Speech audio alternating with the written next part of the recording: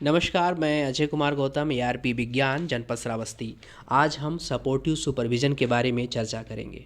Supportive supervision में हम 4 बिंदुओं पे आज डिस्कस करने वाले हैं। पहला जो बिंदु है अवधारणा, दूसरा उद्देश्य और तीसरा सुपरवाइज़र से अपेक्षाएं और चौथा जो है पारंपरिक और सहयोगात्मक पर्यवेक्षण में अंतर। इन 4 बिंदुओं पे आज हम चर्चा करेंगे। तो सबसे पहले हम जो पहला बिंदु है इसकी अवधारणा, इस पे हम बात कर लेते हैं। अवधारणा जो है यानी कि सपोर्टिव सुपरविज़न की अवधारणा। सपोर्टिव सुपरविज़न का आशय किसी भी संस्था या प्रक्रिया का इस उद्देश्य से अवलोकन करना है जिससे उसकी प्रभाविता व गुणवत्ता को बढ़ाने के लिए अपेक्षित सहयोग दिया जा सके। विद्यालयी संदर्भ में शैक्षिक गुणवत्ता की दृष्टि से विशेषकर शिक्षण अधिगम प्रक्रिया में शिक्षकों को मदद देने के उद्देश्य से संपूर्ण विद्यालयी व कक्षा शिक्षण प्रक्रिया के अवलोकन व अध्ययन के बाद समस्याओं के तात्कालिक निदान एवं उपचार, साथ साथ उसका दीर्घकालिक निदान और उपचार हेतु सकारात्मक सहयोग प्रदान करना ही सपोर्टिव सुपरविज़न है। यहाँ पे एक अर्थ क्लियर हो गया कि सपोर्टिव सुपरविज़न का उद्देश्य मात्र निरीक्षण करना नहीं है, ये शिक्षकों को उनके कार्यों को बेहतर ढंग से करने में सहयोग प्रदान करना है। यहाँ पे एक प्रश्न लिखा हुआ है कि एसआरजी, एआरपी व डाइट मेंटर जब किसी विद्यालय का भ्रमण करते हैं तो वहाँ विभिन्न मानकों पर विद्यालयी व कक्षा शिक्षण प्रक्रिया का अवलोकन करते हैं। उसके उपरांत वह संबंधित शिक्षक को इसे बेहतर करने के निर्देश देते हैं। तो क्या ये सपोर्टिव सुपरविज़न है? क्या इसे सपोर्टिव सुपरविज़न कहा जा सकता है? तो यहाँ पे इसका जो उत्तर है बिल्कुल भी नहीं, इसे सपोर्टिव सुपरविज़न नहीं कह सकते।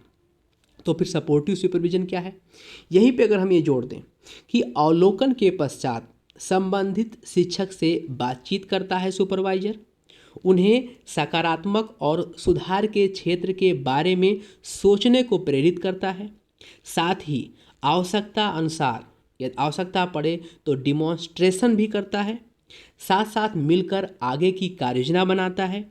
तो निश्चित रूप से इससे शिक्षक का मनोबल बढ़ेगा और बेहतर करने के लिए तैयार होगा।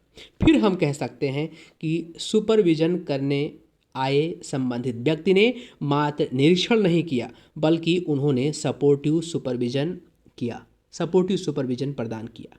अब हम बात करते हैं सपोर्टिव सुपरविज़न के उद्देश्य के बारे में। तो अगर हम उद्देश्य की बात करें कि इसका जो मुख्य उद्देश्य है, शिक्षण अधिगम प्रक्रिया के संदर्भ में शिक्षक व प्रधानाध्यापक को सर्वश्रेष्ठ प्रदर्शन करने में मदद करना और उसके प्रदर्शन से बच्चों के अधिगम स्तर में सुधार लाना। यहाँ पे एक अर्थ ये भी क्लियर है कि सपोर्टिव सुपरविज़न की सफलता, हम ये कह सकते हैं कि सपोर्टिव सुपरविज़न की सफलता तभी मानी जाएगी जब उसके माध्यम से शिक्षकों के प्रदर्शन में सुधार होता हो। जैसे शिक्षण विधा में विभिन्न तकनीकों का प्रयोग, शिक्षण के दौरान बच्चों की प्रगति का नियमित आकलन करना, उसका रिकॉर्ड रखना, बच्चों को प्रोत्साहित करने के लिए विभिन्न तरीकों का प्रयोग करना आदि।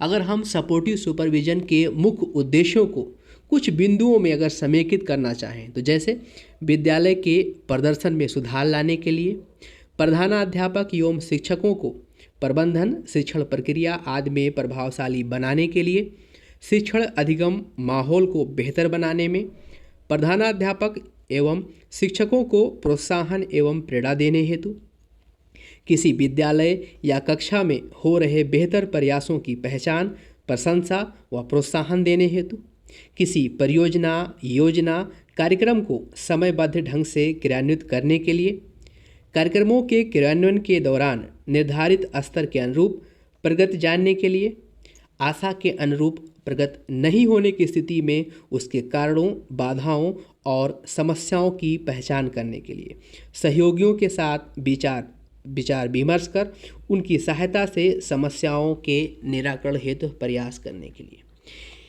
यानी यहाँ पे एक बात जो क्लियर है कि सपोर्टिव सुपरविज़न प्रदान करने का जो मुख्य उद्देश्य है वो ये है कि विद्यालयों को एक आदर्श स्थिति प्रदान करना है जहाँ समस्त प्रक्रियाएं आदर्श स्थिति में संचालित हो रही हों। इसके लिए एक एसआरजी या एआरजी सदस्य को भी और साथ साथ शिक्षक संकुल प्रधानाध्यापक शिक्षक को ये जानना आवश्यक है कि एक आदर्श विद्यालय कैसा होना चाहिए। तो आदर्श विद्यालय के मापदंड क्या हैं, इसकी जो चर्चा है आगे इसके सेकंड पार्ट या दूसरे वीडियो में ज़रूर हम करेंगे, जहाँ पे 6 विभिन्न क्षेत्रों में हम देखेंगे कि अपने आदर्श विद्यालयों में कैसे हम उसमें बदलाव ला सकते हैं। हमारे विद्यालय का भौतिक परिवेश और उसकी सुविधाएं क्या क्या होनी चाहिए, नामांकन उपस्थिति एवं क्षमता के बारे में बात करेंगे, शिक्षण अधिगम प्रक्रिया एवं गुणवत्ता के बारे में बात करेंगे, विद्यार्थियों का अधिगम स्तर पर चर्चा करेंगे, पाठ्य सहगामी क्रियाकलाप पे चर्चा करेंगे और जो छठा बिंदु है विद्यालय प्रबंधन एवं सामुदायिक सहभागिता। इन 6 बिंदुओं पे एक आदर्श विद्यालय के जो मापदंड हैं उसमें क्या क्या होता है और कैसे कैसे हम इस पे जो है चर्चा करेंगे आने वाले वीडियो में। आज हम जान रहे हैं कि सपोर्टिव सुपरविज़न के बारे में हम चर्चा कर रहे हैं। अब हम बात करते हैं कि सुपरवाइज़र से अपेक्षाएं क्या हैं। सुपरवाइज़र या पर्यवेक्षक से अपेक्षाएं क्या हैं। सपोर्टिव सुपरविज़न प्रदान करने के लिए सबसे जो मुख्य बात है ये है कि एक सकारात्मक माहौल बनाया जाए और ये काफ़ी हद तक supportive supervisor SRG ARG diet mentor पर निर्भर करता है। इसके लिए ये आवश्यक है कि शिक्षकों के साथ वह एक सहयोगी के रूप में सुझाव देकर अपनत्वपूर्ण ढंग से व्यवहार और कार्य करे। आगे हम बात करेंगे कि इसमें जो है 5 बिंदु दिए हुए हैं, उसमें हम बात करेंगे कि इन बिंदुओं पर समझ और कौशल कैसा होना चाहिए सुपरवाइज़र में। सबसे पहले संदर्भ की हम बात करते हैं। सुपरवाइज़र को स्कूल के बारे में जानकारी होनी चाहिए, शिक्षक के संदर्भ में जानकारी होनी चाहिए, बच्चे के संदर्भ के बारे में जानकारी होनी चाहिए, समुदाय के बारे में जानकारी होनी चाहिए। ज्ञान की बात करें अगर हम तो उसको विषयगत ज्ञान होना चाहिए, लर्निंग आउटकम के बारे में जानकारी होनी चाहिए, पेडागॉजी की समझ उसको होनी चाहिए। तीसरा जो यहाँ पे बिंदु है वो है कौशल। कौशल में एक सुपरवाइज़र को योजना बनाना, संप्रेषण कौशल, गतिविधियों टीएलएम का निर्माण करना उसको आना चाहिए और उसके साथ साथ उसके प्रभावी प्रदर्शन में भी उसको जो है उसको प्रभावी प्रदर्शन करने वाला होना चाहिए। फीडबैक देना, लीडरशिप प्रदान करना, दस्तावेजीकरण करना और आंकड़ों का विश्लेषण करना और उस पर आधारित योजना बनाना, ये जो कौशल हैं उसे आने चाहिए। अभिवृद्धि की बात करें तो विश्वास आधारित कार्य संस्कृति और सकारात्मक माहौल का विकास करें, साथी के रूप में उसकी भूमिका होनी चाहिए। और अभिप्रेरण के बारे में बात करें तो उद्देश्य और तरीके और साथ साथ उदाहरण के द्वारा जो है वो जो है उसके अंदर ये कौशल उसको आना चाहिए। ये जो 5 बिंदु पे हमने चर्चा की है, इसकी आने वाले समय में इस पे एक बृहद चर्चा इन 5 बिंदुओं पे हम आगे ज़रूर आपसे करेंगे। अब हम बात कर लेते हैं कि पारंपरिक जो सुपरविज़न होता था जो उसमें क्या था और ये जो सहयोगात्मक जो है यहाँ पे गलती से सर्वेक्षण लिख गया है, यहाँ पे पर्यवेक्षण होना चाहिए। जो पारंपरिक जो पर्यवेक्षण है और जो सहयोगात्मक जो पर्यवेक्षण है इसमें अंतर क्या है, इसकी हम थोड़ा सा यहाँ पे चर्चा कर लेते हैं। पारंपरिक पर्यवेक्षण में ये देखना होता था कि भौतिक वातावरण कैसा है, सफाई है या नहीं है, माध्याह्न जो है या एमडीएम जो है ठीक है या नहीं है, और वहाँ पे शिक्षकों के काम में सुधार के लिए विभागीय कार्यवाही का डर पैदा करना था।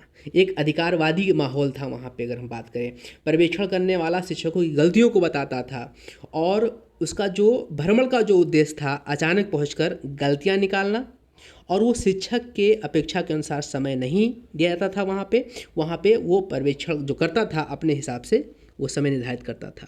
लेकिन जो सहयोगात्मक जो पर्यवेक्षण है उसमें शिक्षण कार्य बेहतर कैसे करे, शिक्षक का सहयोग करना, पर्यवेक्षण के लिए सकारात्मक भावना जो है बनाना, माहौल जो यहाँ पे अगर हम बात करें पर्यवेक्षण का माहौल, वो आदरपूर्ण, प्रोत्साहन और प्रेरक माहौल की बात यहाँ पे की जाती है। जो सहयोगात्मक पर्यवेक्षण में अगर हम पर्यवेक्षण की प्रक्रिया की बात करें तो इसकी प्रक्रिया में अच्छे कार्यों की प्रशंसा करना और समस्याओं के समाधान का प्रयास करना।